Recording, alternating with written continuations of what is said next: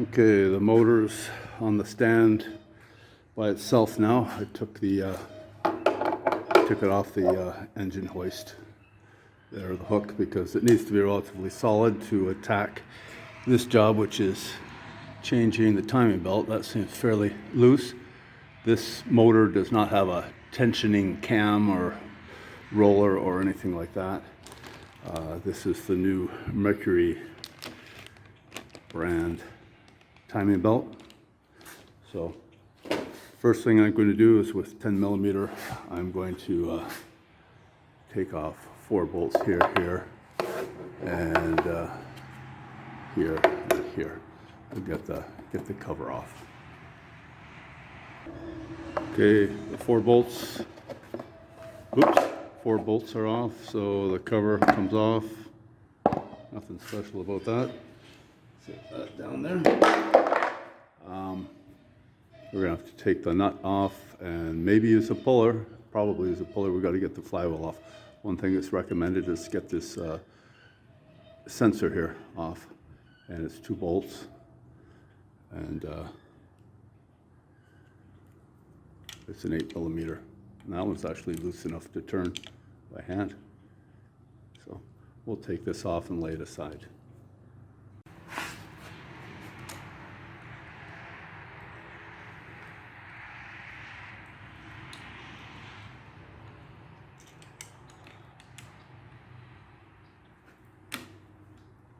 Oh, that one wasn't much tighter.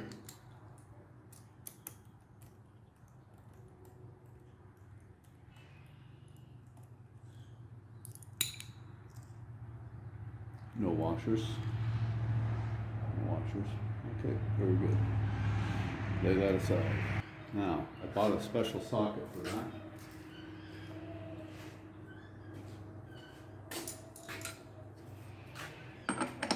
It's a 30 millimeter impact. I didn't have anything close to that. That's 1 3/16 inch. I did have a 1 3/16 regular socket, but it would have been just a hair too big, and it wouldn't be impact as well. So. Okay. This is not a super huge impact wrench, but we're going to try it just as it stands. Let's see.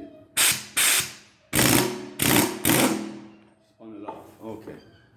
Didn't you need a spanner or anything to hold it? When it comes time to torque it, I probably will. So off comes the nut and washer.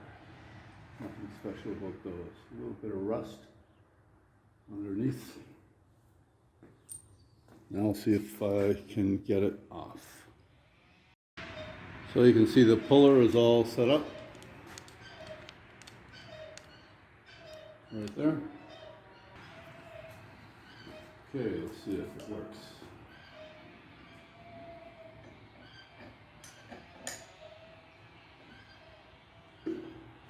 Yeah, I might need that spanner.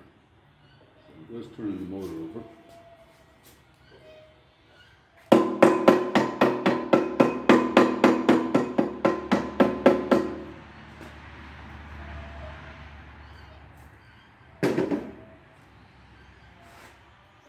Nothing, I don't want to wedge the starter gear or the reluctor ring. I don't want to wedge anything there. I've even got a pull start slot here too, if you want to wrap a rope.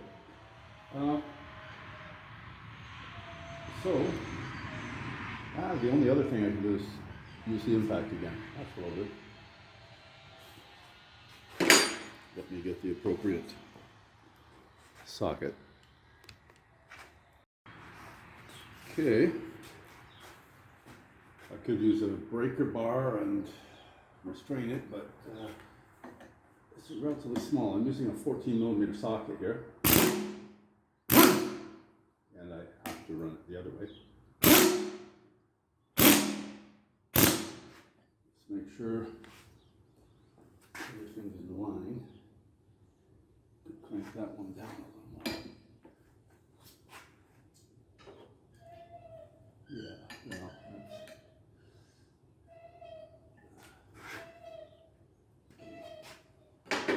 here we go.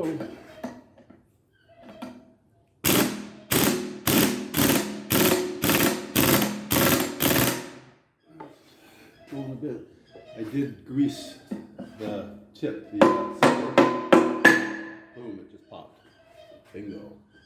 Shows you how elastic things can be. Those screws were all stretched and in the elastic range. So,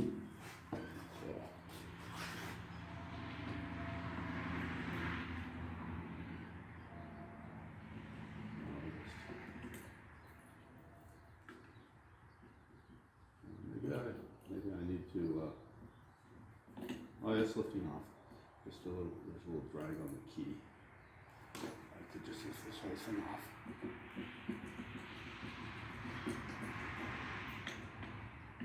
I don't want to damage anything underneath. Is, oops, this ring. You set the flywheel aside. Cast iron, magnets on the inside.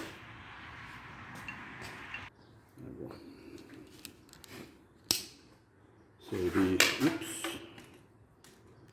Okay, so we got the stator ring here.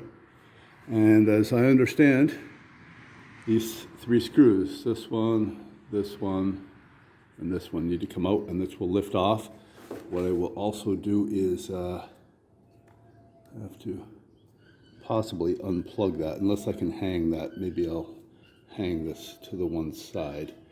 We'll see, but I'll take that apart. I need to find the right hex screw. Metric, I presume. Okay, it's a 4mm hex. We've got 3 of the screws to remove. Let's just see what it takes. Can I do it by hand? Yep, I was going to use a wrench if I had to on that.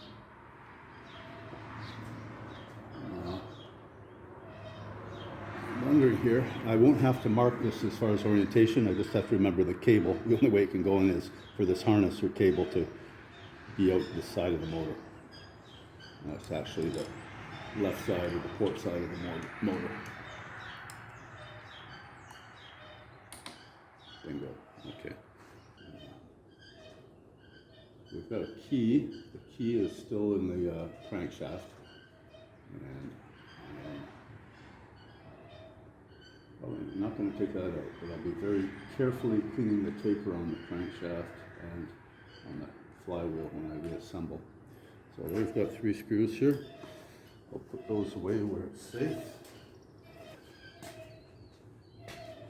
I think the screws are the only thing. Oh, they do have sort of a sector here of aluminum, 3 sectors to help locate it.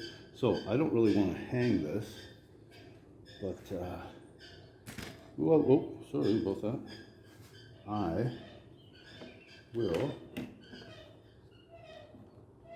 going to get a wire and just zip tie and string it up. For right now, it just sits there. Excuse me while I get a zip tie. Okay, I got the zip ties. Zip ties are a great invention. I've actually just ordered some more zip ties today. I'm out of evidently curved head or radius head zip ties. They're the type that you would use to secure a fuel line. They wrap around 360 degrees. I need that because I want to change the filter, and I'll do a short video on that once I get the radius zip ties. Okay, we're hanging it on the starter. Everything's safe because the motor's here on a stand. There's no power hooked up to this. That starter's not going to go. Nothing's going to fire. Okay, maybe I'll give you a little peek. Okay, so here's the situation here. There's our crankshaft taper. There's a key. There's where we were pushing with the puller. We were pushing with the puller and then pulling on the gear flywheel to get it off. And these are the location points for that stator. The pulley here has a flange on it, so the belt will not slide off, this smaller pulley. And this, as I understand, this being a 4-stroke, the circumference of that is 1/2 of the circumference of that. Correct me if I'm wrong, but that is so that the camshaft will turn at half speed of the crankshaft. Okay. So I'm going to work the belt off here, and I need 2 hands to do it, so excuse me while I do it. I'm also going to hold the other belt up to it first to make sure I got the right belt, that it's at least in the ballpark, has the same number of teeth approximately and pitch. This is a Daco. Somebody's changed that. It's not the original. I've got an original Mercury part. For your viewing pleasure, I've put the tripod up on something. We've got the original belt here. I'm going to open it. One thing that is specified, they say when you put in this belt, don't put it in upside down. Make sure you can read the lettering. I noticed this one, it's upside down. Does that make a difference? Is there something? I don't know. It may just be the right side up so you can read what it is, but so we'll see here. Approximate length. The reason I'm changing this is primarily because this seems so slack, and maybe that's the way it's supposed to be. It actually looks in very good condition. The rubber looks fresh, and so I'll be saving that for a spare, no doubt. So I'm just wrapping it around a few teeth that are exposed. I think that's going to go, and I think there will be a little bit of tension on it. So, okay. Whoa, you know what? I just noticed. I don't want to lose it, but there is a spring here, so I've got to be careful there. Do not lose that. Okay.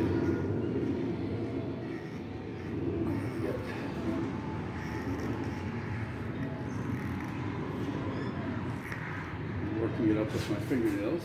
If I got some kind of plastic tool, I can do that as well.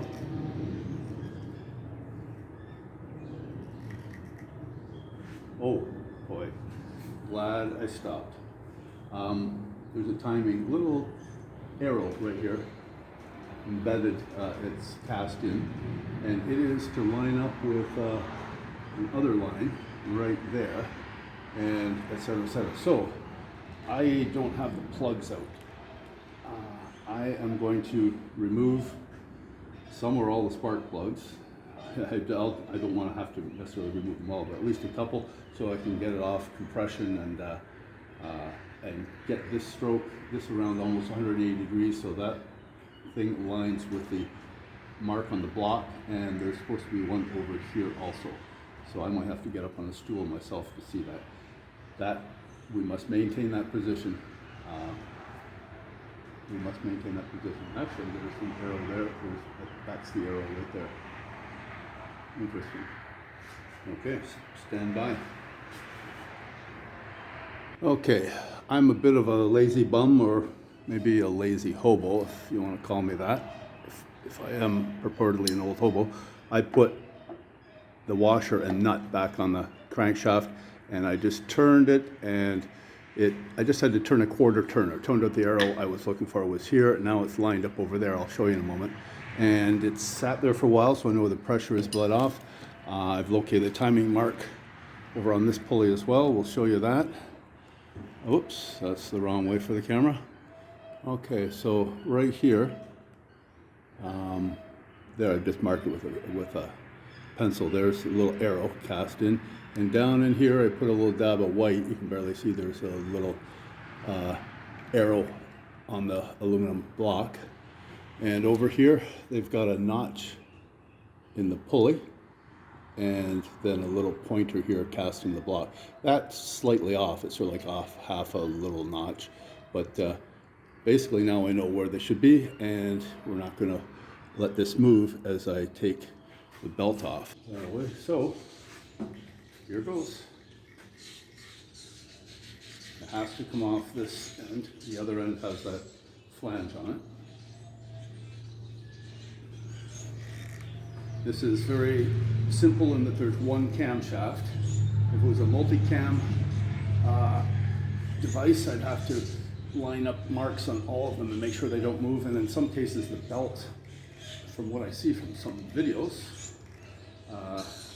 which you should watch if you're contemplating this, because I just learned all this partly from the manual and partly from the video. but there are sometimes marks on the belt that will help you make sure that you properly tensioned it and didn't have it too light or too tight or too stretched between one pulley length and another. And so there we go. That comes off like that. I'm not disturbing rotations. I'm looking at, I don't know whether you can see that, but no, that is actually perfect. This belt was changed at some point. Do not crimp. So this is a good spare, as long as it doesn't age out. But that's good. So we have this. The lettering is oriented such that we can read it. It's right side up. We're going to put this on. Put it around the crankshaft, the small pulley. Make sure it's seated in. Yeah, it's seated. Now here, I wouldn't want to stretch it so much that I rotate it. I want to, I gotta make sure even tension both sides. There, that started on there. That started there. Yeah, this has a little more tension than previously.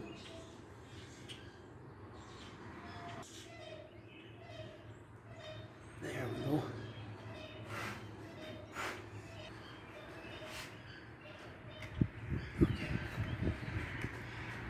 That's how it's done. I'm going to get this all the way down. Okay, let's eyeball this. That mark is just slightly off the way it was before, and this one's bang on. So, that is good. What I will do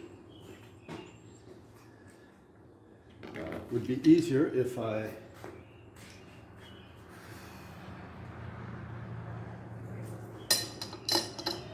have the spark plugs out, but I'll just show you how easily it turns. I just go a bit like this, just past compression points. It'll leak down. Each cylinder will leak down. I know I'm turning the right direction. Rotation is clockwise. If you remember from the lower unit, we were turning clockwise. That's the direction of the motor. So there we go. Compression point there. Okay, I'll give her one more 180 crank. I'm just making sure it's tracking right. It's good. The belt, yeah, the other one wasn't that much looser than that. It was just a hair looser. Okay, side cutter. I always like to cut them such that I can reuse the stubs. There we go. And this goes up here. That goes there, and orients like so. The cable is, the harness is in the correct location. And I'm eyeballing at the screws. Yep, screws go. That's interesting. Okay. Yeah, the screw holes aren't drilled and tapped directly in the center of each one of those three lugs. They're all offset to that just a little bit.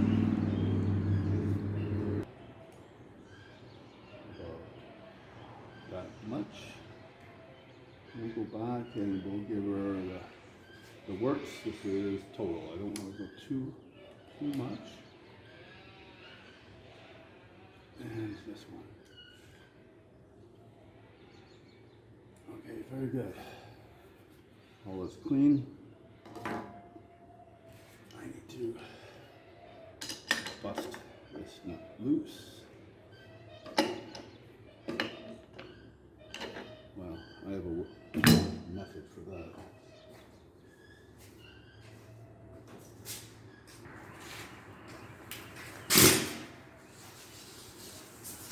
Hear that? We better loosen up. There we go. Bingo. Okay, I'm just going to leave that there as a keeper. Okay, I have to take it off so I can clean this paper. Okay, I'm going to go wash my hands because every little bit of grit counts, even from hand cleaner and things I've been using. And then I'll be wiping that taper, spraying with acetone or carb cleaner, and the same with the flywheel. Okay. I did a spray down, wipe with a rag, and then a liberal spray down again to get any debris off. I did the same thing with the flywheel. I also used a little bit of emery cloth just to take out a bruise or a nick. I call it a bruise on the taper. This is a spring, by the way, I've got to put back. I'll say it's a bruise from either my disassembly or somebody else's prior disassembly. And just want to make sure that the well on the taper. Okay, we're climbing up. The key is facing that away. The key is actually in line with the notch on the pulley, just for reference if you didn't have a notch on the pulley flange. So, whoa, the magnets are strong on this one. Okay, there we go. That's sitting on there.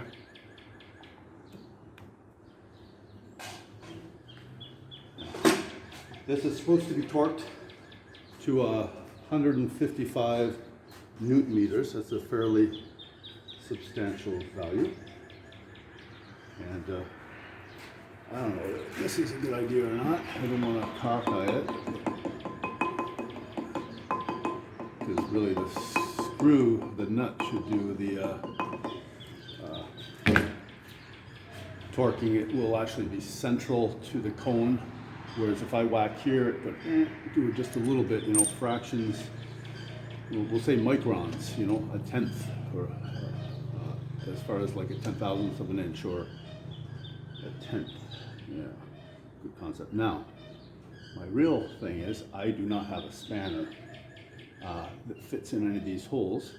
I'm going to try and contrive one so that I can actually put a breaker bar or put the torque wrench on this and torque it. I'll basically torque it part way. Well, you'll see. We'll see if I get that.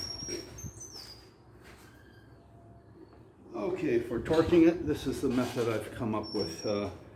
The torque wrenches here, we're going to 155 Newton meters, which is about 115 pound-feet, or foot-pounds. This right here is just that socket, that taper, or that diameter on the socket, fits in one of these two holes here. The factory tool is a spanner that has a hole here, and it's arc-shaped, has a bar out here. What we're going to do instead is put that in there, and I hope it stays well enough. That extension's just on there to help hold on to it. And we put the pry bar here, and we go like this. So you see I'm getting my leverage there. So this is set. Hasn't clicked yet.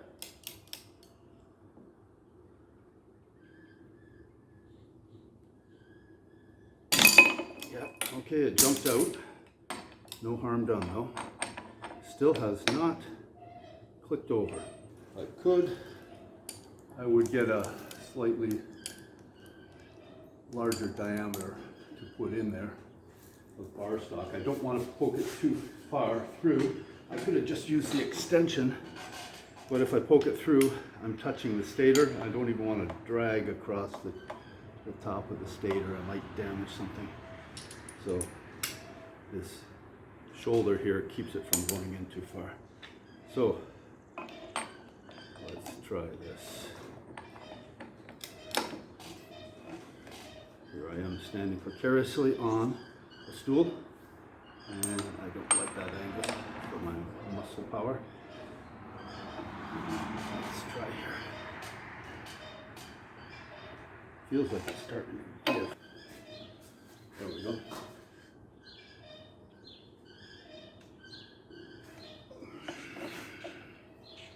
Ain't clicking. I don't know whether I'm interfering with the torque by prying on the socket. There, it went. So I'm going to say that that is it.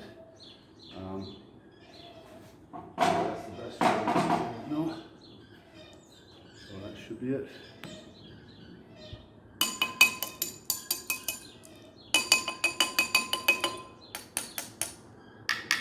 I've seen how she rings. If it was dead or anything like that. So that is that step. This will go back on, and the next thing I will be doing is then I'll put the cover on, and next thing I'll be doing is when I receive the proper zip ties, I'll be doing the gas filter, which is down here, the fuel filter. The fuel lines are held on with special zip ties, so I'll wait till I get those. Okay, that is all for today. Thanks for watching.